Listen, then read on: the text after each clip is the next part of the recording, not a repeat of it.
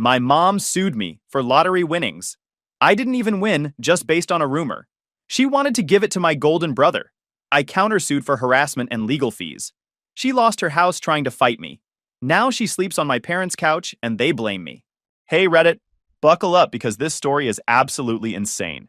My mother sued me for lottery winnings I never won, based entirely on a Facebook rumor. When I fought back, she lost everything. And somehow I'm still the bad guy in this family. Here's how it all went down. I'm 32 male, the older of two brothers. My younger brother Brian, 28 male, has been the golden child since birth. I'm talking full-on favoritism that would make most family sitcoms look subtle. While I was working two jobs to pay for community college, Brian got a free ride to State University that he barely graduated from with a 2.3 GPA after 6 years. When I bought my first car at 19, a used Honda Civic with 180,000 miles that I saved for 8 months to afford, my parents gave Brian a brand new Mazda for his 18th birthday. When I got promoted to assistant manager at the warehouse where I worked nights, they forgot to congratulate me. When Brian got hired as a sales associate at a car dealership, they threw a party and invited half the neighborhood. You get the picture. I've spent my entire adult life being the invisible son, while Brian was treated like royalty for accomplishing the bare minimum. My parents aren't wealthy, but they're comfortable. Dad manages a regional bank branch. Mom works part-time doing medical billing from home. They live in a decent 3-bedroom house in the suburbs, drive reasonable cars, take one vacation a year. Standard middle-class existence. But every spare dollar they had always seemed to flow toward Brian. New laptop for college when mine was held together with duct tape? Brian got it. Help with rent when he couldn't hold down a job? Brian got checks every month. Co-signing for a car loan after he wrecked the Mazda? Done without hesitation. Meanwhile, when I asked to borrow $200 to cover an emergency car repair when I was 23, Dad lectured me for 20 minutes about financial responsibility and building character through struggle. I never asked them for money again.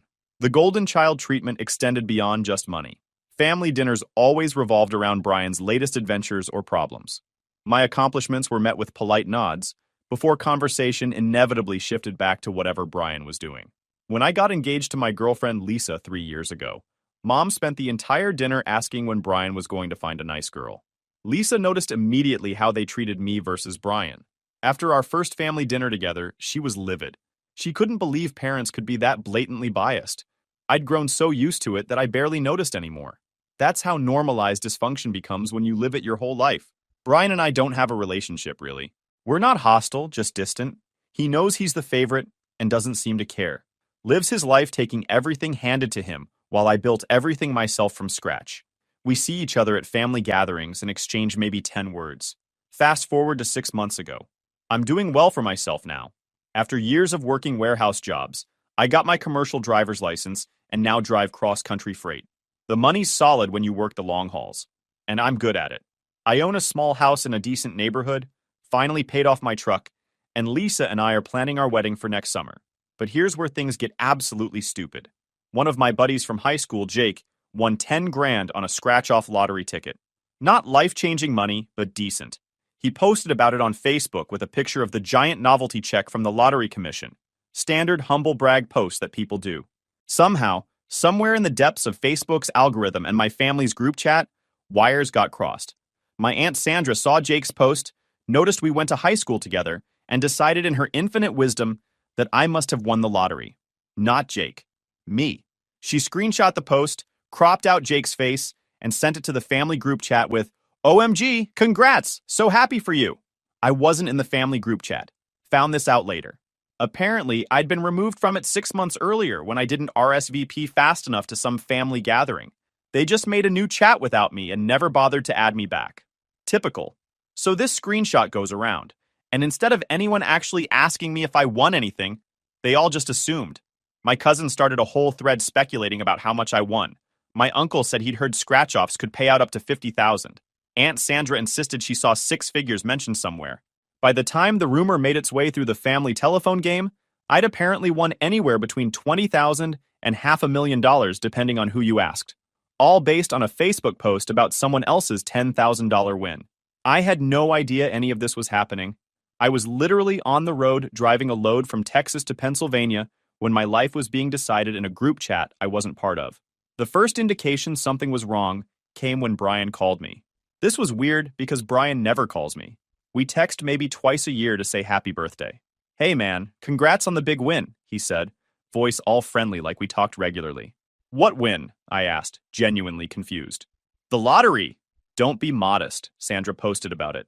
I had no idea what he was talking about. Told him I didn't win anything, must be some confusion. He got quiet, then said maybe I was trying to keep it private, which he totally understood. I insisted there was nothing to keep private because I hadn't won anything. He didn't believe me. Thought I was just being secretive about sudden wealth. Told me to enjoy it and hung up. Didn't think much of it. Brian believing random Facebook rumors seemed par for the course. Then Mom called 2 days later. Her tone was different. Cold, businesslike. Started asking pointed questions about my financial situation.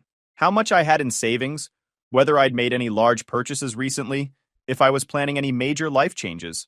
Why are you asking? I said, starting to get suspicious. We need to discuss your lottery winnings, she replied matter-of-factly. What lottery winnings? I didn't win the lottery. Don't lie to us. Sandra saw the post. We all saw it. I tried explaining that post was about my friend Jake, not me. She didn't want to hear it. Accused me of hiding money from the family, being selfish, thinking I was better than everyone now that I had money. The conversation devolved into her lecturing me about family obligations and how we all needed to support each other. Support each other? I said. When have you ever supported me? Wrong thing to say. She went off about how they raised me, put a roof over my head, fed me, clothed me. I owed them everything.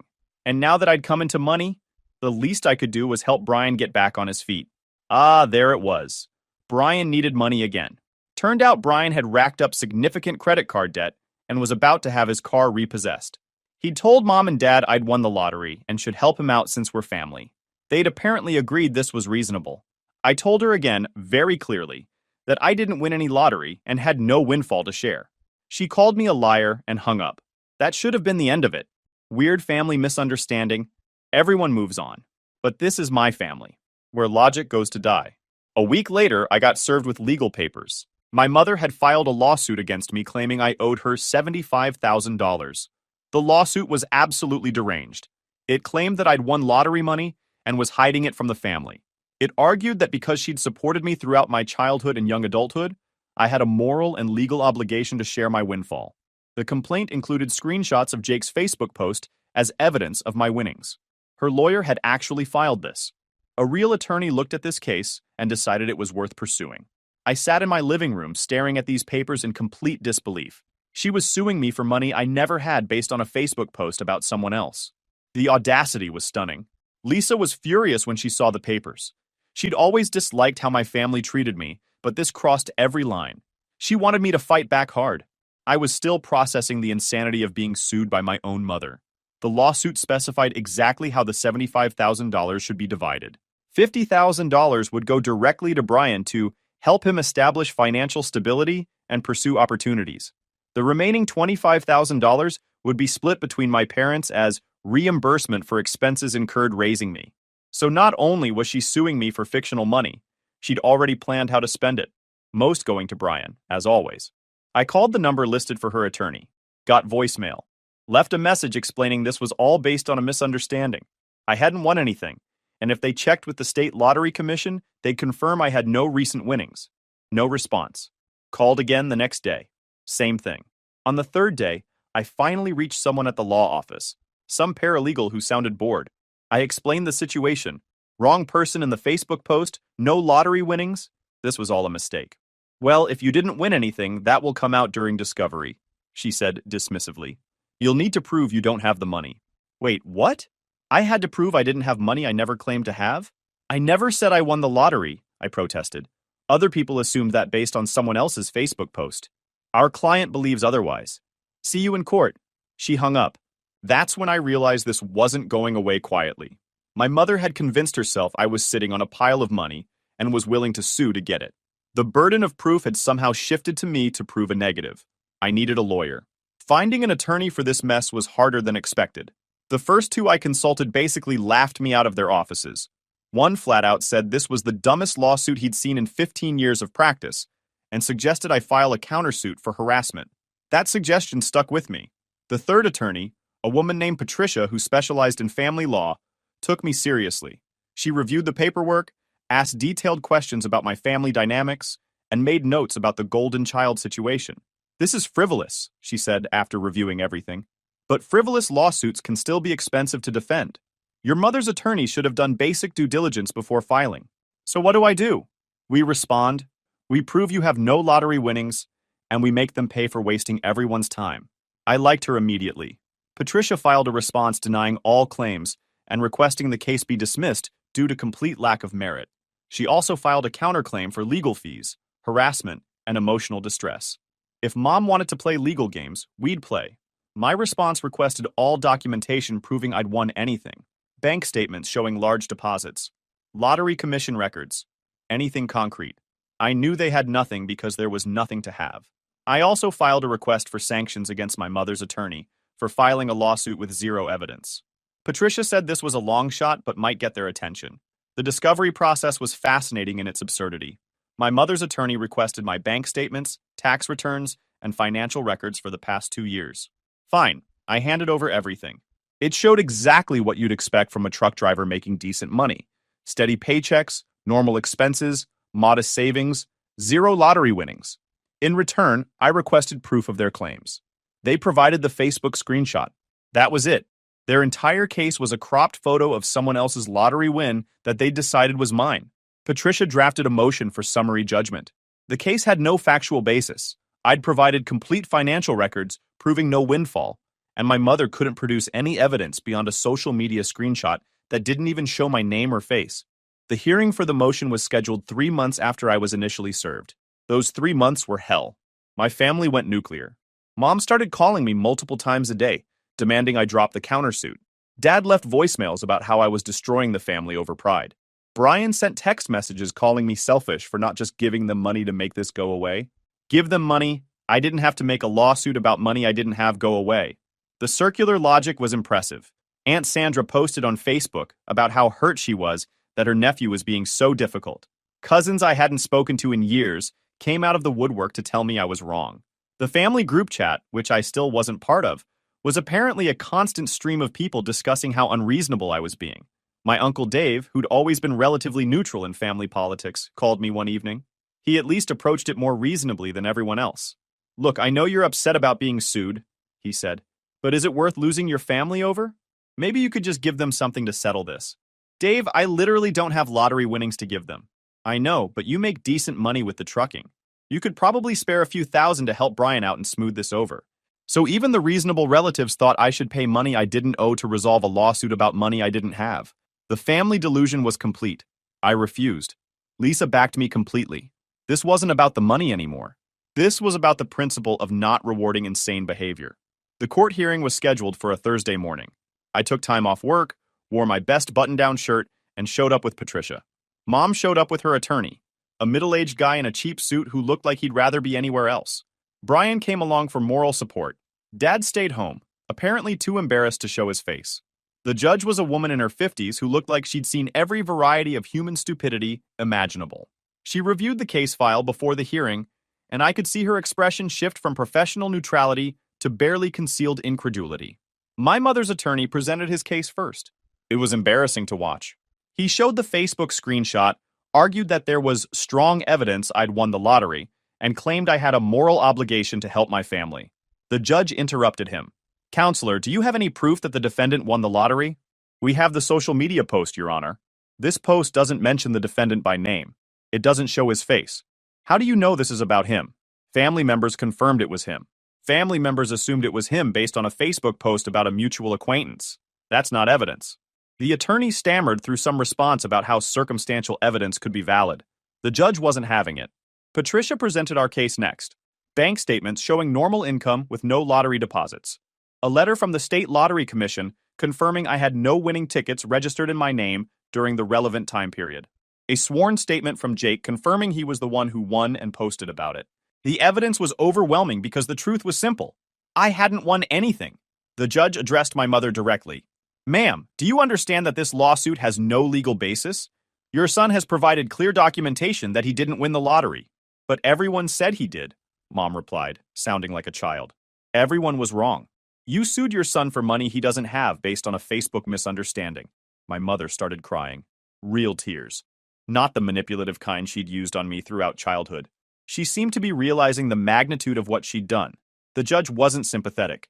She dismissed the case with prejudice, meaning it couldn't be refiled. Then she addressed the countersuit. Mr. Patterson has filed a counterclaim for legal fees and harassment. Given the complete lack of merit in your original claim and the emotional distress caused by baselessly suing your own son, I'm inclined to grant it. Mom's attorney tried to object. The judge shut him down. Counselor, you should have vetted this case before filing. A single phone call to the Lottery Commission would have revealed there were no winnings. Instead, you put your client and her son through months of litigation over nothing. She ordered my mother to pay my legal fees, which had reached $8,400. She also ordered her to pay an additional $5,000 in sanctions for filing a frivolous lawsuit. Total, $13,400. My mother's face went white. Her attorney looked sick. But I don't have that kind of money, she said quietly. You should have considered that before suing your son, the judge replied. You have 60 days to pay, or we'll proceed with asset seizure. Court is adjourned. Walking out of that courtroom was surreal. I'd won, but I didn't feel victorious. I felt exhausted. Lisa squeezed my hand and told me I did the right thing. Patricia seemed satisfied with the outcome. Behind us, I could hear Brian trying to console Mom, who was still crying. Her attorney was explaining payment options, none of which sounded good. I didn't look back, just walked to my truck and drove home.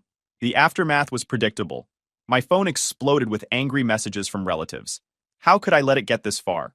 How could I make Mom pay such a huge amount? Didn't I understand this would bankrupt her? The irony was thick. They weren't mad that she'd sued me baselessly. They were mad that I'd defended myself and won. Dad called that evening. His tone was cold fury, barely held in check. I hope you're proud of yourself, he said. Your mother is devastated. She might lose the house over this. She sued me for $75,000 I didn't have, Dad. What did you expect me to do? You could have just given her something. You make good money. You could have spared a few thousand to help your brother and avoided all this. There it was again. The expectation that I should just hand over money to make their delusions go away. I'm not giving anyone money for a lottery win that never happened. That's insane. It's not about the money anymore. It's about family. You've destroyed us over pride. The call ended with him saying I was no longer welcome in their home. I told him that was fine since I hadn't felt welcome there in about 20 years anyway. That night, Lisa and I talked for hours. She asked if I regretted fighting back. I didn't. For the first time in my life, I'd stood up to my family's ridiculous behavior and won. It felt good, even though it felt awful. The next few weeks were quiet. No family contact. Patricia followed up on the judgment, making sure the payment plan was filed correctly. My mother had 60 days to come up with $13,400 or face asset seizure. I went back to work, back to my normal life. The wedding planning continued. Life moved on. Then came the financial fallout for my parents. Turns out they didn't have $13,400 in liquid assets. They'd always lived right at the edge of their means, spending everything they earned. The money they'd poured into Brian over the years had prevented them from building real savings. They tried to get a loan. Banks turned them down. They tried to borrow from family. Most relatives sided with them emotionally, but nobody wanted to actually hand over that kind of money. Brian, in a shocking display of self-awareness, admitted he couldn't help since he was broke. At least he was honest. 30 days into the 60-day deadline, I got a call from my Uncle Dave again. Your parents are going to lose their house, he said bluntly. They're trying to refinance to get the money, but the paperwork won't go through in time. They might have to sell. That's between them and the court, I said. Come on. You can't actually let them lose their house over this? Dave, they sued me for $75,000. I defended myself. The court decided they owed me money for their frivolous lawsuit. None of this is my fault, but you're their son, and they're my parents. Didn't stop them from trying to take money I didn't have. The call ended badly. Dave took their side as expected. The deadline approached. Patricia informed me that my mother's attorney had filed for an extension, which was denied. The court had given them 60 days already. That was generous. On day 58, I got a call from Mom. First time I'd heard from her since the courthouse. Please, she said, voice breaking. Please drop this. We'll lose everything. You sued me first, Mom, for money I didn't have. I know. I know I was wrong. But please, we're begging you. This was the closest thing to an apology I'd ever gotten from her. It wasn't much, but it was something. Did you know Brian didn't actually need $50,000? She said suddenly. His debt was only about $8,000. We thought if you had won the lottery, we could get enough for Brian and save some for ourselves, for retirement. So it wasn't even about helping Brian entirely. They'd planned to take my supposed lottery winnings for themselves, too. The honesty was almost refreshing. I can't drop the judgment, I said. The court decided you owe me for my legal costs. That's not optional. There has to be something you can do. Maybe you should have thought about consequences before suing me. She hung up. 2 days before the deadline, they came up with a solution. They put the house up for sale and took out a bridge loan against the expected proceeds. It was a terrible financial decision that would cost them thousands in interest, but it generated the cash they needed. Patricia received payment on day 60, exactly on deadline. The judgment was satisfied. I thought that would be the end of it. Case closed, everyone moves on with their lives. I was wrong. The house sale fell through. The buyers backed out during inspection after discovering foundation issues. My parents were stuck with a bridge loan they couldn't pay back, legal fees from the lawsuit, and no way to recover. They declared bankruptcy 3 months later. The bankruptcy meant they lost the house anyway. Had to sell at a loss just to satisfy creditors. They moved in with Aunt Sandra temporarily, sleeping in her guest room while they figured out what to do next. Brian's car got repossessed around this same time. He ended up moving back in with them at Sandra's house. So now my aunt had 3 adult relatives camping in her 2-bedroom condo, none of whom could afford to live independently. The family blame naturally fell on me. If I'd just dropped the countersuit, none of this would have happened. If I'd just given them some money to begin with, they wouldn't have sued. If I'd been more reasonable, if I'd cared about family, if I'd been less selfish. The cognitive dissonance was impressive. They sued me baselessly, lost, faced consequences, and decided I was the villain for defending myself. Christmas came around. I wasn't invited to any family gatherings. Fine by me. Lisa and I had a quiet holiday with her family, who were loving and normal and didn't sue people over Facebook rumors. My cousin posted pictures from the family Christmas party. Looked depressing. Everyone was clearly stressed and uncomfortable. Brian looked like he'd been living rough. Mom had aged 10 years. Dad wouldn't smile for photos. They'd turned a Facebook misunderstanding into financial ruin through sheer stubborn stupidity and refusal to admit they were wrong. January brought new developments. My parents found a small apartment, 1 bedroom with a den they converted into a 2nd bedroom. Dad's bank extended him a hardship loan for first and last month's rent. They moved out of Aunt Sandra's place, taking Brian with them. Brian was sleeping on an air mattress in the den. At 28 years old, sleeping on an air mattress in his parents' den because he'd never bothered to build a real life for himself. Mom got a second job doing data entry from home at night. Dad started picking up weekend shifts. They were both working themselves to exhaustion trying to recover financially. Meanwhile, I was thriving. Got a raise at work. Lisa and I set a firm wedding date. Put an offer on a bigger house that got accepted. Life was genuinely good for the first time in years. The contrast wasn't lost on anyone. March brought an unexpected visitor. Brian showed up at my door one evening. I almost didn't recognize him. He'd lost weight, looked exhausted, clothes that didn't fit right anymore. "Can we talk?" he asked. I let him in, offered him something to drink. We sat in my living room in awkward silence for a minute. "They sent you, didn't they?" I said finally. "No, I came myself. They don't know I'm here." That was surprising. "Mom's a wreck," he said. "Dad's working himself into an early grave. I'm sleeping on an air mattress at 28 because I screwed up my entire life relying on handouts. That's not my fault, Brian. I know. That's why I'm here. To tell you I know." He explained that the bankruptcy had forced a lot of realizations about how the family functioned, how the favoritism had actually hurt him by preventing him from developing real skills or work ethic, how mom and dad's enabling had left him completely unprepared for adult life. "I never had to struggle," he said. "Everything was just given to me. So I never learned how to handle problems or be responsible. Now I'm almost 30, and I'm useless." It was the most self-aware thing I'd ever heard from him. "What do you want me to do about it?" I asked. "Nothing. I'm not here to ask for anything. I just wanted you to know that some of us realize how messed up this all was." He stood to leave. At the door, he turned back. "For what it's worth, I'm glad you fought back. Somebody needed to stop playing along with their delusion. I wish it had been me." He left. I stood in my doorway watching him drive away in his 15-year-old sedan that barely ran, wondering if people could actually change or if this was just temporary clarity that would fade. April brought the wedding. April brought the... Lisa and I got married in a small ceremony with her family and our real friends. None of my family came. I hadn't invited them. It was perfect. No drama, no tension, just people who actually cared about us celebrating our marriage. Dad walked Lisa down the aisle since her father had passed years ago. His speech made everyone cry in a good way. Pictures from the wedding went up on social media. Lisa looked beautiful. I looked happy. Our friends looked like they were having an incredible time. Aunt Sandra commented on one photo. Family should have been there. I deleted the comment and blocked her. The honeymoon was 2 weeks in Hawaii. We turned off our phones, disconnected from everything, and just existed together. It was the most relaxed I'd felt in years. Coming home meant dealing with reality again.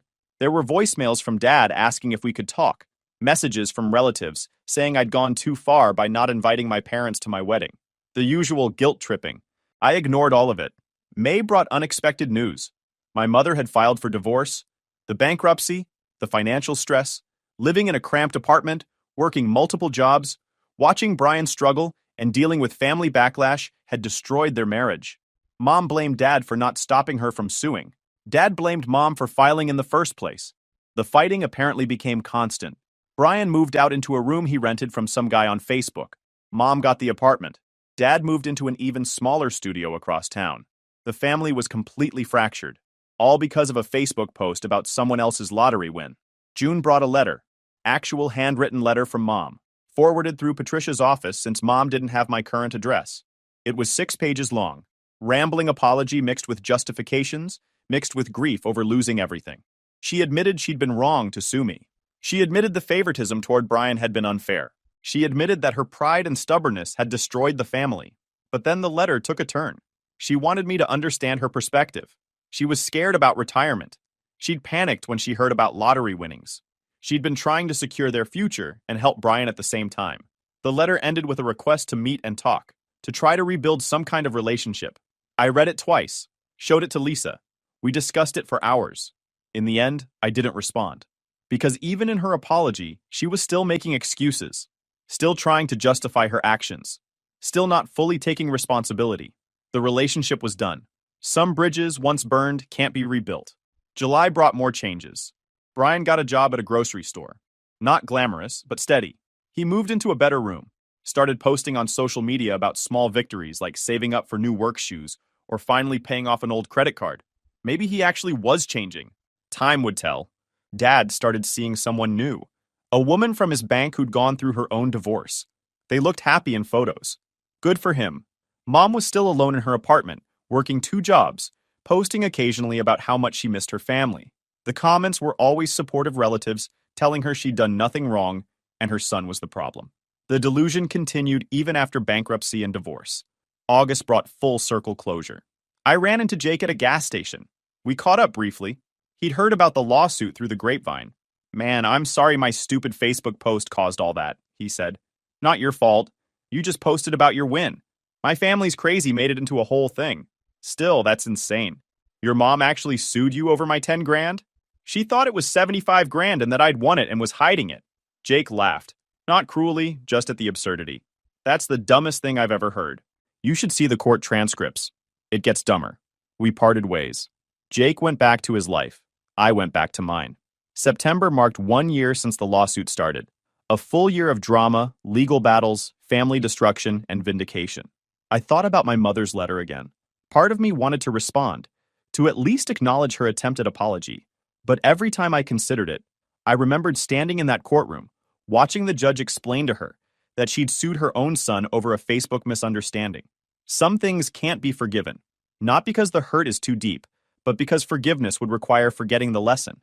My mother taught me that family loyalty only flows one direction in our family, that their golden child worship would always trump basic reason, that they'd rather destroy themselves than admit they were wrong. Those were valuable lessons. Painful, but valuable. October brought the house closing. Lisa and I moved into our bigger place. 3 bedrooms, nice yard, good neighborhood.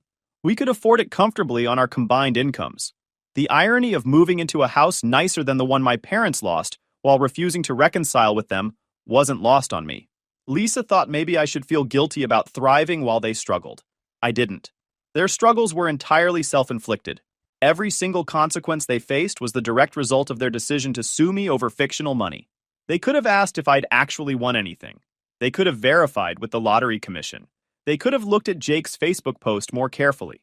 Instead, they jumped to conclusions, filed a lawsuit, and refused to back down even when presented with overwhelming evidence they were wrong. That was their choice. These were their consequences. November brought Thanksgiving. Lisa's family invited us over. They were warm and welcoming, and treated me like I belonged. During dinner, her uncle asked how my family was doing. Haven't spoken to them in over a year, I said simply. Oh, I'm sorry to hear that. Don't be. It's for the best. Lisa squeezed my hand under the table. Her family didn't push for details. That night, I thought about previous Thanksgivings. Sitting at my parents' table, watching them dote on Brian, feeling invisible, listening to them discuss Brian's problems and accomplishments while my existence was background noise. This was better. This was what family was supposed to feel like. December brought the final chapter. My Uncle Dave called one last time. Your mother's not doing well, he said. She's depressed, working constantly, living in that tiny apartment alone. She really wants to talk to you. She knows how to reach me if she wants to actually apologize, I said. She did apologize. She sent you that letter. She made excuses in that letter. That's not an apology. What do you want from her? Blood? I want her to actually take responsibility instead of explaining why she was justified in suing me over money I didn't have. She lost everything. Isn't that enough? Dave, she didn't lose everything because of me. She lost everything because she sued me baselessly, refused to drop it when proven wrong, and faced legal consequences for her actions. That's cause and effect. You're really going to let your mother spend Christmas alone? She's spent the last 30 years making me feel alone at family gatherings. She'll survive. Dave called me cold and hung up. I didn't care. Christmas came and went. Lisa and I had a quiet celebration. Started planning for the new year. Discussed maybe starting a family of our own eventually. The lawsuit that had dominated a year of my life was truly over. The family that had treated me like a second-class citizen my entire life was out of my life permanently. If you enjoyed this video, please hit that subscribe button. It really helps the channel and help us bring you more and better stories. Thanks.